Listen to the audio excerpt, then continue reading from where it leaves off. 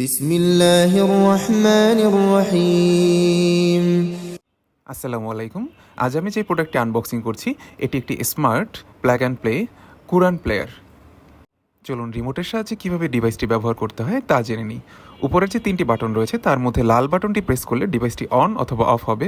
তার পাশের যে 2টি লাইট চিহ্নিত বাটন এটির সাহায্যে ডিভাইসটির লাইট বাড়ানো কমানো কিংবা অন অফ করা যাবে। এখন আপনারা যে বাটনগুলি দেখতে পাচ্ছেন এই বাটনগুলির সাহায্যে পবিত্র কোরআনের কোন অংশটি আপনি শুনতে চান তা সিলেক্ট করতে পারবেন।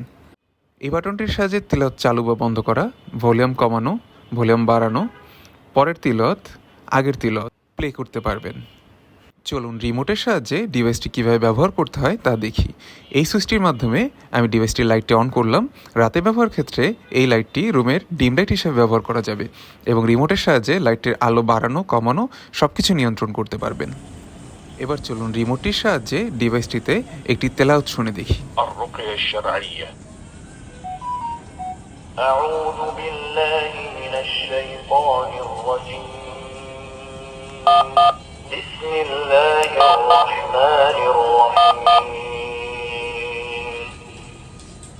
إذا وقعت الواقعة. ডিভাইসটিতে রিমোট থাকায় আপনার বাসায় বৃদ্ধ বাবা মায়ের জন্য এটি ব্যবহার করা হবে অত্যন্ত সুবিধাজনক। তাই আর দেরি না করে আপনার অফিস, বাসা কিংবা বৃদ্ধ বাবা মায়ের জন্য কিংবা প্রিয়জনকে উপহার দিতে এই ডিভাইসটি অর্ডার করুন এখনই।